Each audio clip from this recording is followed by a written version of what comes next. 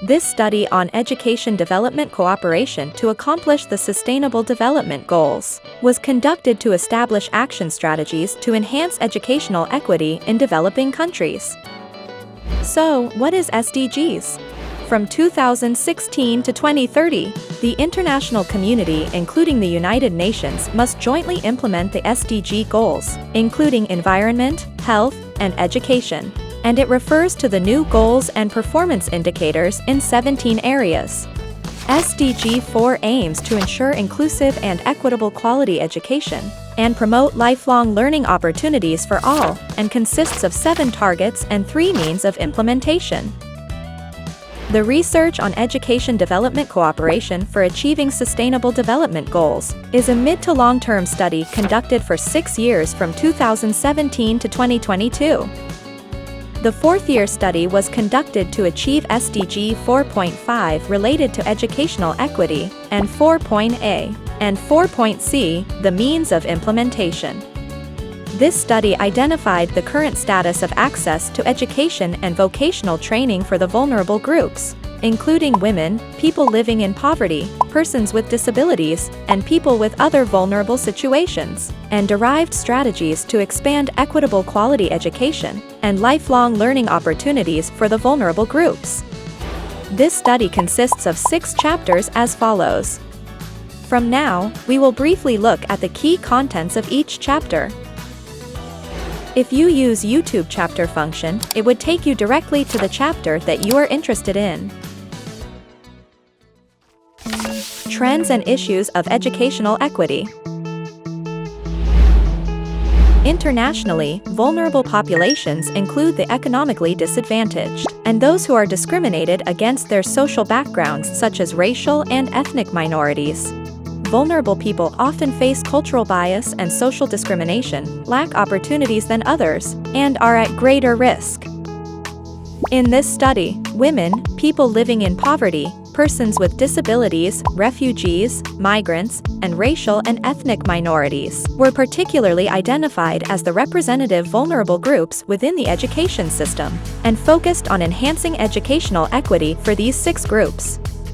Then, let's take a closer look at the trends and issues of educational equity divided into women, people living in poverty, persons with disabilities, and other vulnerable groups. Next, let's look at the issues related to women first. Global agendas on gender equality were both diversified and subdivided, and the issues transformed gradually from prohibition of discrimination and guarantee of rights to social structure and perception. The majority of girls are out of school in developing countries, and there are fewer educational opportunities in low-income countries. In particular, there are fewer female teachers and insufficient sanitation and safe school facilities. Let's look at the issues related to people living in poverty.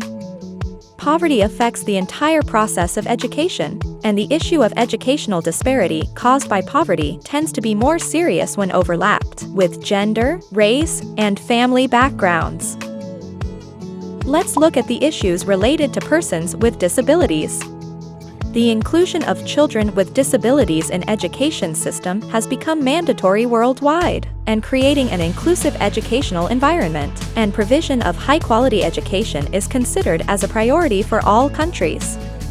With regard to persons with disabilities, there are other issues such as denial of admission, separate learning environment, difficulties in accessibility and communication, and financial difficulties.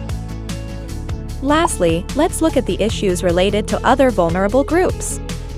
First, in the case of refugees and migrants, there have been efforts made worldwide to improve educational equity and access to education through several international agreements. For international migrants and refugees, language appears to be a common main issue in educational equity. Especially, the major issue is that refugees are not included in the education policy of the host country. Next, in the case of racial and ethnic minorities, they face challenges such as low enrollment rates, school dropouts due to language barriers and economic difficulties, and a lack of bilingual teachers.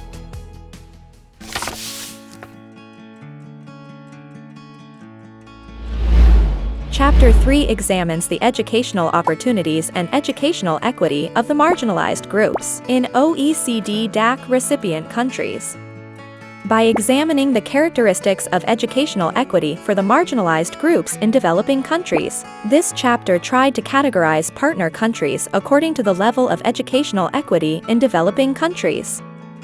Firstly, this chapter analyzed educational equity for women in developing countries into 3 categories: by their general education, higher education, and educational system for women and gender-separate sanitary facilities. The general status of education for women is then categorized into 3 types: A. Countries supporting women's education opportunities, B. Countries supporting quality education, C. Countries prioritizing women's education opportunities. Next, with regard to the status of women's higher education, 3 types were identified according to the level of equity in women's higher education indicators. A. Countries supporting quantitative development of higher education. B. Countries supporting comprehensive higher education. C. Countries supporting qualitative development of higher education. Finally, with regard to education system and gender-separate sanitary facilities for women, 2 types were identified according to their level of support. A. Countries supporting basic education facilities for women. B. Countries supporting to enhance education facilities for women.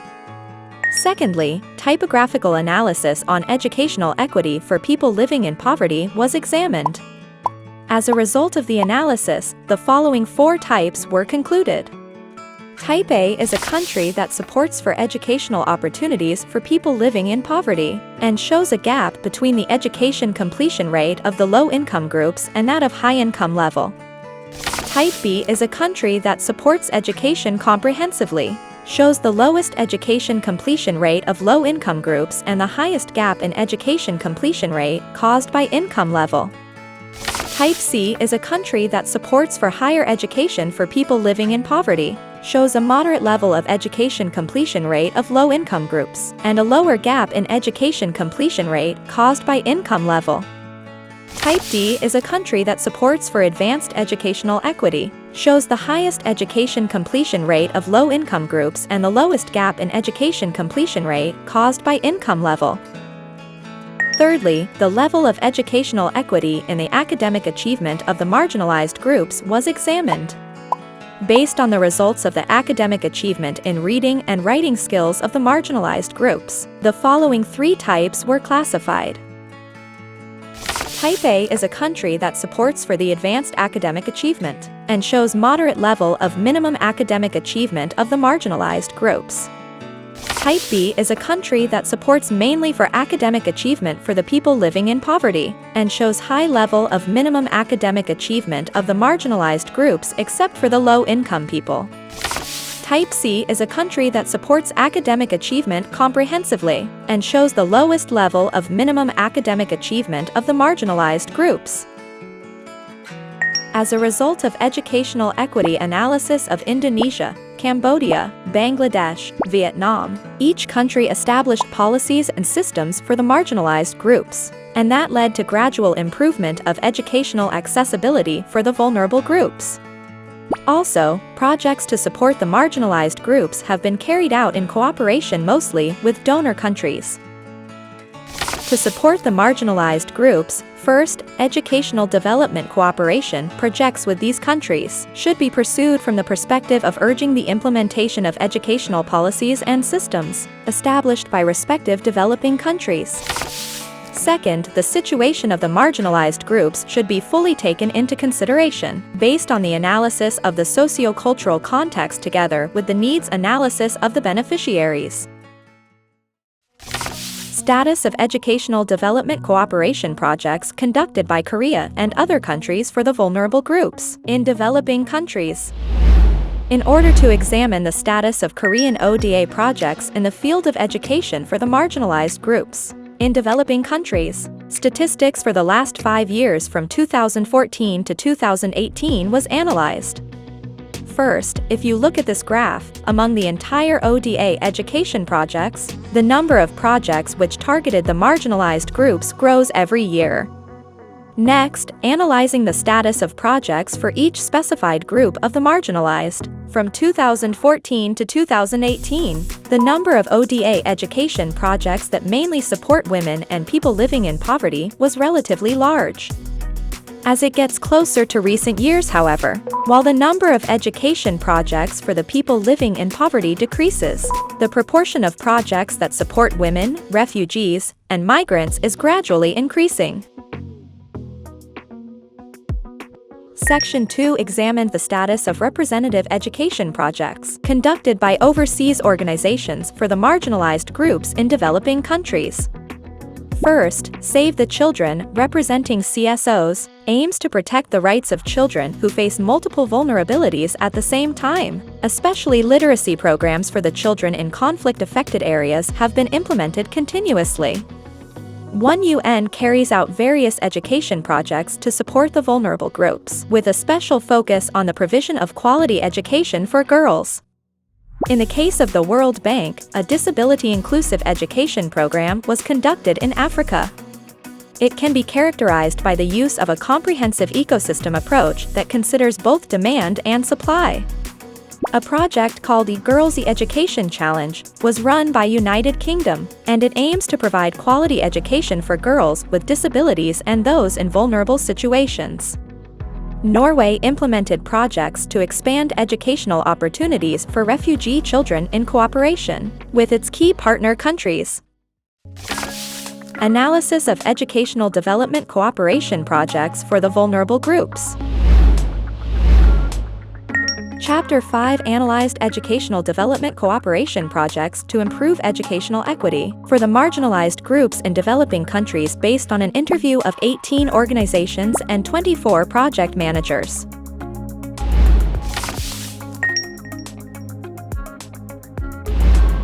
In order to enhance the impact of educational development cooperation projects for the vulnerable groups in developing nations, and understanding the environment and context of the marginalized groups should be prioritized. This was divided into an understanding of each vulnerable group and the environment and context of the marginalized groups. First, let's look at the understanding of each vulnerable group.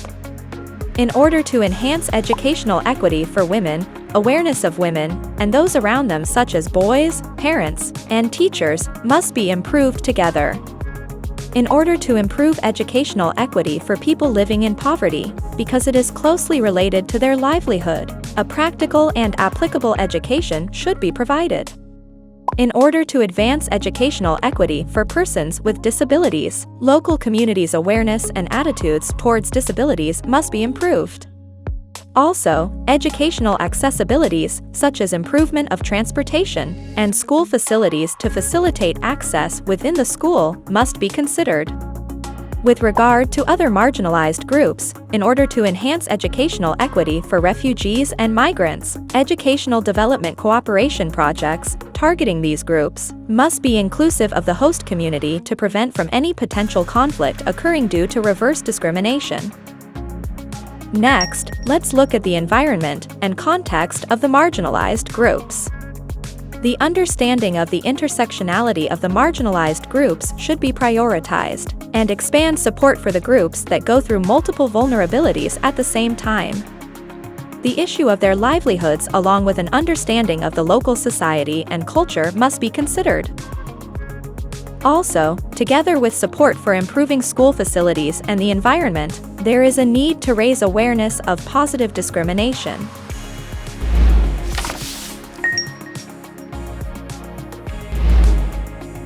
There is a need to raise awareness of the recipient countries to prioritize the marginalized groups, secure sustainability of projects by raising the sense of ownership of the projects, and strengthen the local workforce of the recipient country. Also, there should be a way to link the law, system, policy, and projects of the recipient country to support the marginalized groups.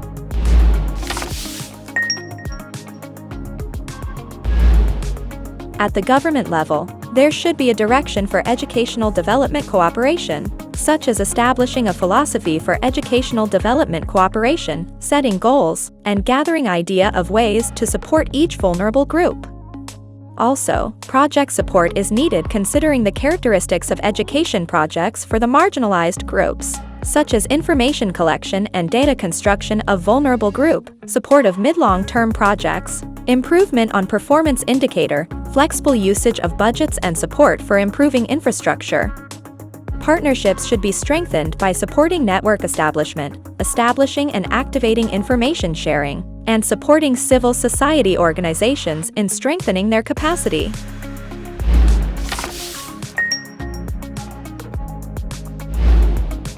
In the era of COVID-19, educational development cooperation projects changed to an emergency relief method, which makes it challenging to carry out the existing education projects. As for the future challenges caused by such situations, a consensus must be reached about the change in the way project is conducted from offline to online. Also, a local-oriented system must be established in case a situation similar to COVID-19 occurs, and the conditions for distance learning should be set in place. Strategies to improve educational equity in developing countries. Chapter 6, as the last chapter of this study, presented a summary of the overall study and strategies for improving educational equity in developing countries. In order to achieve SDG 4.5 and educational equity in developing countries, this chapter proposed 4 basic directions of educational development cooperation. The first one is expanding educational opportunities. There is a need to expand gender-sensitive approach for women, support for building safe educational facilities, and improvement of the environment for the people living in poverty. Support improved physical access and infrastructure for persons with disabilities. And support bilingual education for other vulnerable groups. Also, for the key partner countries, strategies that link the expansion of basic infrastructure such as WASH, educational opportunities, and measures to alleviate poverty is recommended. The second one is the providing quality education. Expand gender mainstreaming approach for women. Secure excellent teachers and improve academic achievement for the people living in poverty. Connection between general and disability projects for the persons with disabilities. Provide life skills and peace education, and support for bilingual education for other vulnerable groups. And for the key partner countries, strategies to improve the academic achievement of the marginalized groups are suggested. The third is improving sustainability. Support for gender norms and institutional improvement for women. Strengthen cooperation between career and vocational training for the people living in poverty. Prepare relevant policies and systems from the government of the recipient country for the persons with disabilities. Consider inclusiveness of host community for other vulnerable groups. And for key partner countries, strengthen technical and vocational education training opportunities for women. The fourth is about understanding the environment and the context. Expand gender mainstreaming access and expand support in consideration of intersectionality of vulnerabilities for women. Strengthen the cooperation between vocational training and career opportunities for people living in poverty. Consider the intersectionality of disabilities and poverty, being women, and etc. for persons with disabilities. Also, consider the environment of persons with disabilities in developing countries. Improve educational facilities and environment for other vulnerable groups. Understand the policies of refugees and migrants in the recipient country. And consider the level of educational equity for each vulnerable group for the key development partner countries. Strategies to enhance the effectiveness of educational development cooperation projects that support the marginalized groups are as follows. First, support for excavation and execution of mid to long-term educational development cooperation projects, and the role of CSOs should be expanded in performing such projects in developing countries. In order to grasp whether the educational development cooperation strategy is being effectively implemented or not, monitoring of project performance indicators needs to be strengthened and networks between project executors need to be activated. Lastly, in order to respond to the post-COVID-19 era, in the short term, Hygiene education to prevent infectious diseases such as COVID-19 prevention is required. In the long term, various support from building infrastructure to developing contents for distance learning is needed.